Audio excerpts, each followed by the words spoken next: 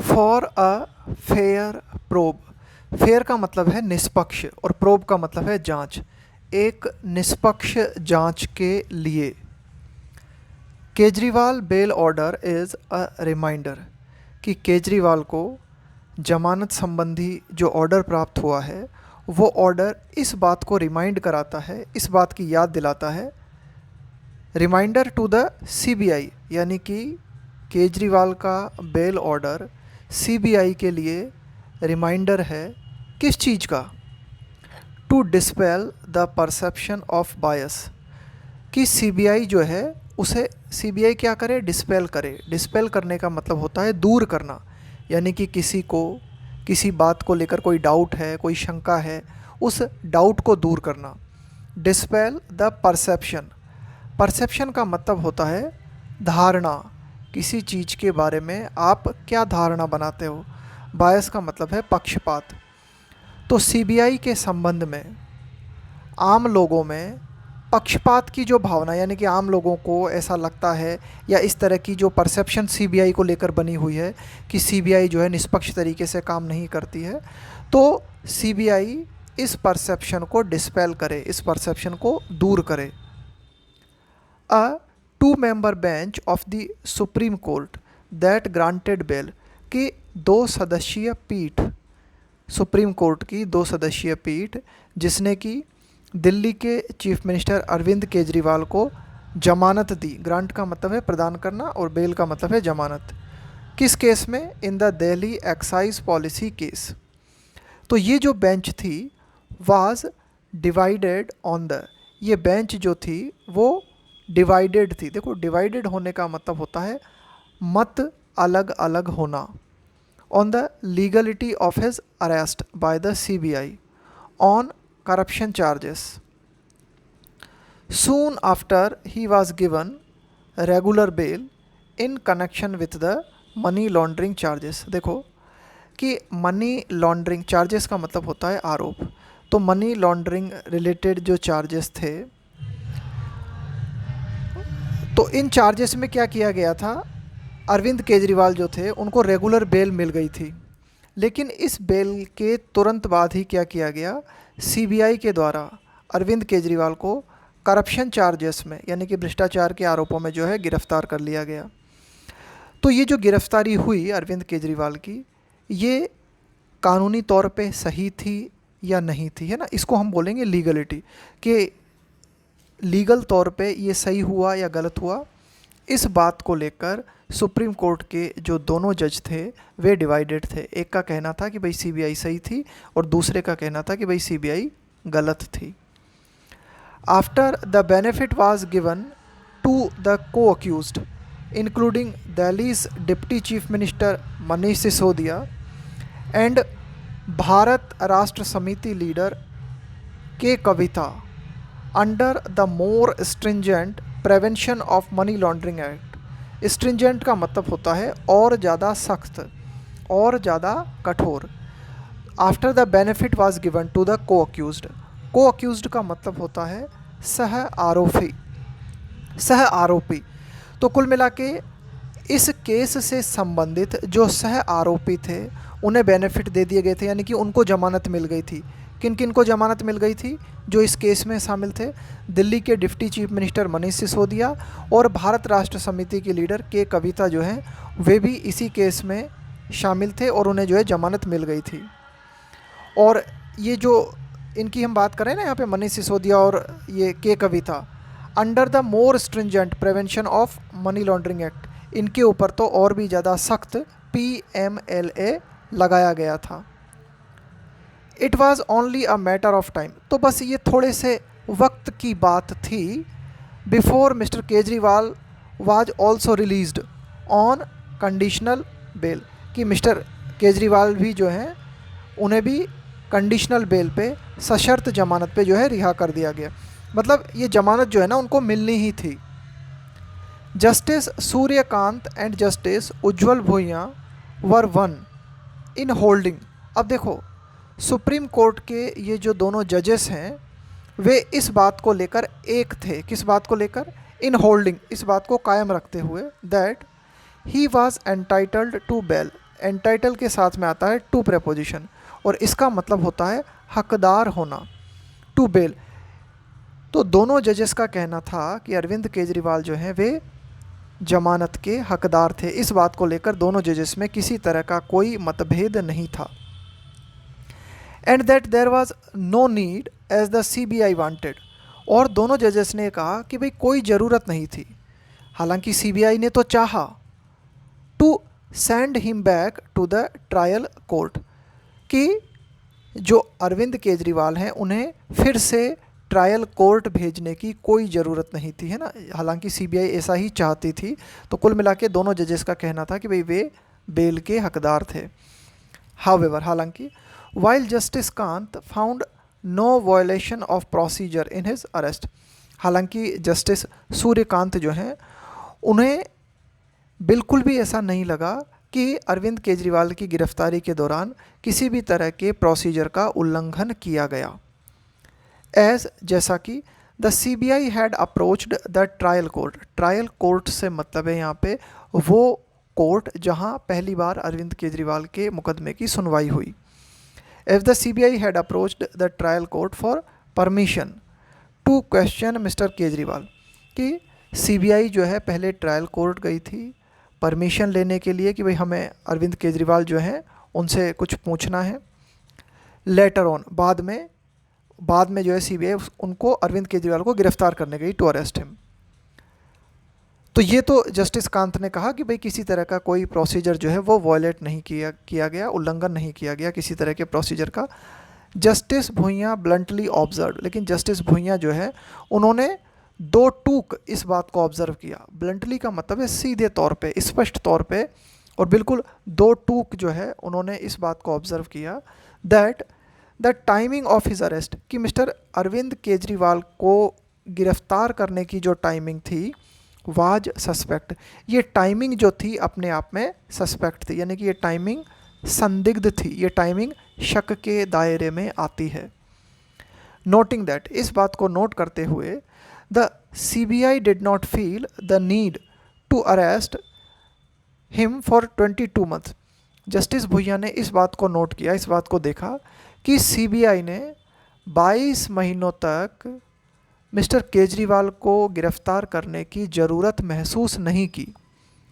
ही questioned, justice Bhuiyan जो है उन्होंने इस बात पे सवाल उठाया, he questioned the urgency to arrest him when he was on the cusp of release in the ED case, कि ईडी केस में जब वो बिल्कुल रिहा होने वाले थे, on the cusp of release का मतलब है यहाँ पे जब वो बिल्कुल रिहाई के लास्ट में थे, यानी कि बिल्कुल रिहा होने वाले थे, तो उसी टाइम पे जो है उनको गिरफ्तार किया गया। तो उस टाइम पे गिरफ्तार करने की ऐसी क्या अर्जेंसी थी, है ना, ऐसा क्या अर्जेंसी थी उसी टाइम गिरफ्तार करने की, जबकि पिछले 22 मंथ से उनको जो है गिरफ्तार नहीं किया गया। तो इस बात को लेकर जस्टिस भुइयां ने जो है अपना ऑब्जर्वेशन दिया।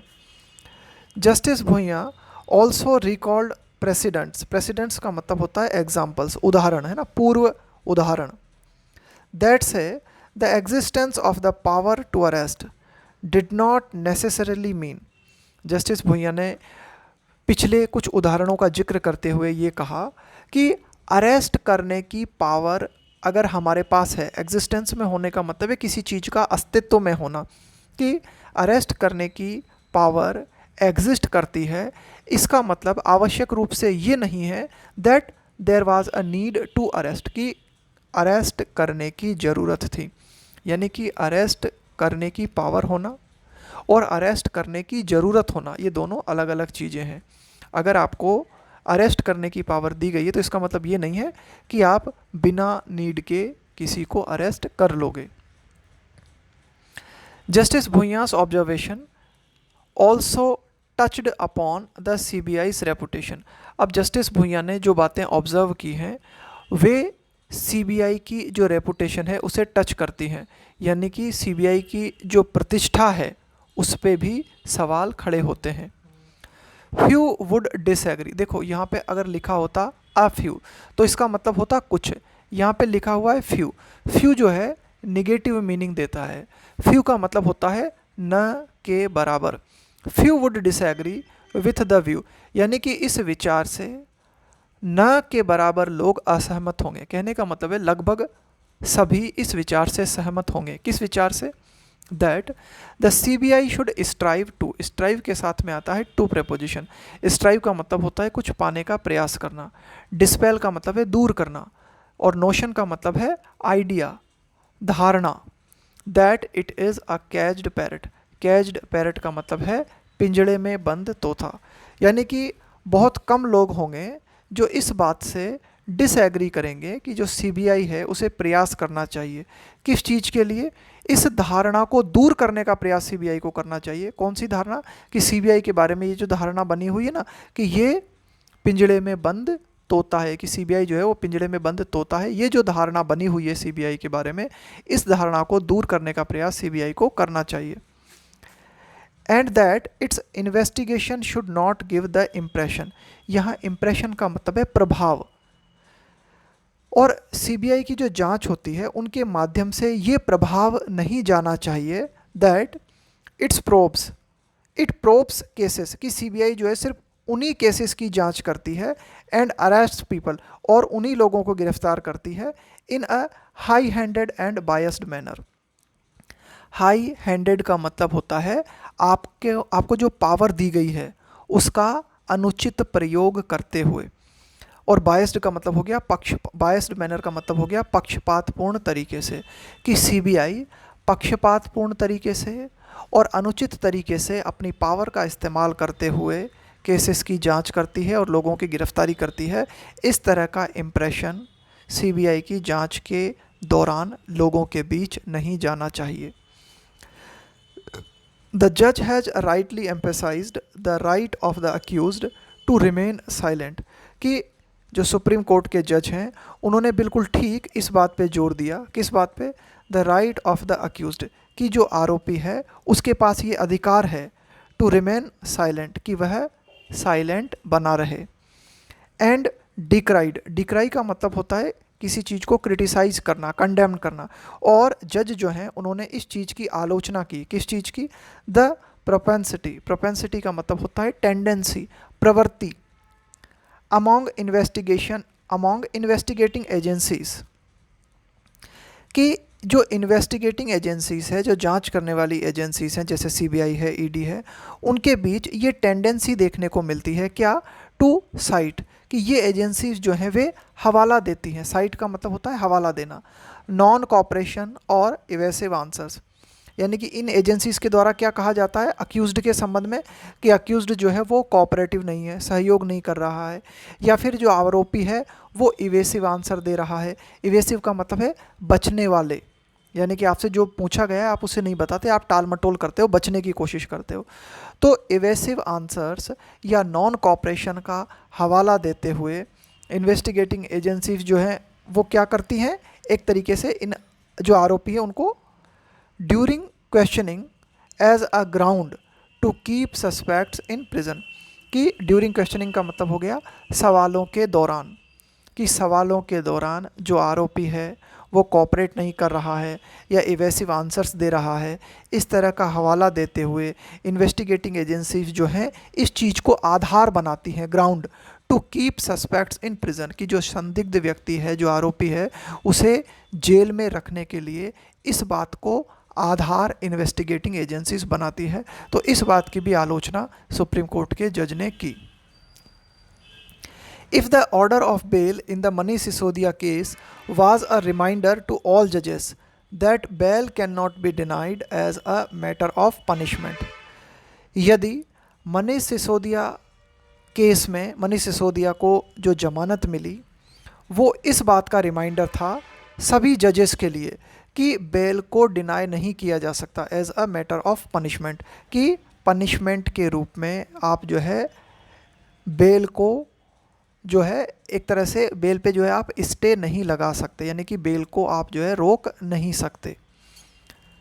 जस्टिस भुइयास सेपरेट जजमेंट, और वर्तमान में जस्टिस भुइयां के द्वारा जो सेपरेट जजमेंट दिया गया है वो इस बात के लिए नोटेबल है, इस बात के लिए उल्लेखनीय है, for its reminder to the CBI about its obligation, कि जस्टिस भुइयां का जो जजमेंट है वो एक तरह से सीबीआई को रिमाइंड कराता है इस बात को, किस बात को, इट्स ऑब्लिगेशन, ऑब्लिगेशन का मतलब है यहाँ पे उत्तरदायित्व होना कि भई आपकी ये ड्यूटी बनती है, its obligation to keep its investigations fair, कि सीबीआई अपनी जांचों को बिल्कुल निष्पक्ष रखे। There is also some subtle criticism, subtle का मतलब है यहाँ पे सूक्ष्म, इस बात की भी सूक्ष्म आलोचना हमें देखने को मिली है, किस बात की, of the Delhi high court's order rejecting bail to Mr Kejriwal on the ground. अब देखो दिल्ली हाई कोर्ट ने क्या किया था, एक ऑर्डर पास किया था अरविंद केजरीवाल की बेल याचिका को खारिज करते हुए, और क्या आधार बनाया था, on the ground that he ought to, देखो ऑट टू और शुड दोनों का मतलब होता है चाहिए। ऑट टू का हम प्रयोग करते हैं एक तरह से मॉरल रेस्पॉन्सिबिलिटी को दिखाने के लिए ना, नैतिक दायित्व को दिखाने के लिए। तो कुल मिला के दिल्ली हाई कोर्ट ने ये कहा था कि अरविंद केजरीवाल को क्या करना चाहिए, approach the trial court first, यानी कि अरविंद केजरीवाल को पहले ट्रायल कोर्ट जाना चाहिए, और ये कहते हुए उनकी जमानत याचिका को हाई कोर्ट ने खारिज कर दिया था। तो इस बात की भी, यानी कि ये जो हाई कोर्ट का ऑर्डर था ना, उसकी भी जो है सूक्ष्म आलोचना हमें देखने को मिली है। बोथ जजेस नोटेड, सुप्रीम कोर्ट के दोनों जो जज थे उन्होंने इस बात को नोट किया that the high court should have considered bail, देखो शुड हैव और वर्ब की थर्ड फॉर्म, इसका मतलब होता है ऐसा करना चाहिए था। कंसीडर का मतलब होता है विचार करना, bail on merit, on merit का मतलब देखो कोर्ट के द्वारा कोई भी केस जो है वो मेरिट के आधार पर डिसाइड किया जाता है। इसका मतलब है कि आप जो है जो भी आपके पास अवेलेबल एविडेंसेस हैं उनके आधार पे केस को डिसाइड करते हो। तो कहने का मतलब है कि सुप्रीम कोर्ट के दोनों जो जजेस हैं उन्होंने इस बात को नोट किया कि हाई कोर्ट को अवेलेबल एविडेंस के आधार पे केस को डिसाइड करना चाहिए था। If it had not asked the petitioner at the threshold itself, at the threshold का मतलब है एट द बिगिनिंग, शुरुआत में, कि अगर हाई कोर्ट ने जो पेटिशनर है, यहाँ पे पेटिशनर कौन है, अरविंद केजरीवाल, जो याचिका करता है उससे अगर शुरुआत में ही ये नहीं पूछा होता to approach the lower court, यानी कि हाई कोर्ट ने शुरुआत में ही एट द बिगिनिंग पेटिशनर को लोअर कोर्ट जाने के लिए नहीं कहा होता और अवेलेबल एविडेंसेस के आधार पे इस पूरे मामले को देखा होता, with one of them observing, कि सुप्रीम कोर्ट के जो दो जजेस हैं उनमें से एक जो है इस बात को ऑब्जर्व करते हैं, इस बात को देखते हैं that the delay in issuing notice and hearing the matter at length, कि डिले इन इशूइंग नोटिस, कि नोटिस इशू करने में देरी होना, and hearing the matter at length, at length का मतलब है डिटेल्ड वे में, है ना, विस्तृत रूप से, and hearing the matter at length, और इस पूरे मामले को पूरा विस्तार से सुनने में, हियरिंग का मतलब यहाँ पे सुनवाई करना, रिजल्टेड, उसका परिणाम क्या हुआ, ओनली इन प्रोलॉन्गिंग, देखो प्रोलॉन्ग का मतलब होता है और लंबा कर देना, प्रोलॉन्गिंग हिज इनकार्सरेशन, इनकार्सरेशन का मतलब है कैद, कारावास। तो कुल मिला के इसका फाइनल परिणाम ये हुआ कि अरविंद केजरीवाल जो थे उनकी जो कारावास, उनका जो कारावास का समय जो था वो और लंबा हो गया, ये इसका जो है परिणाम निकला। तो ये था हमारा आज का एडिटोरियल।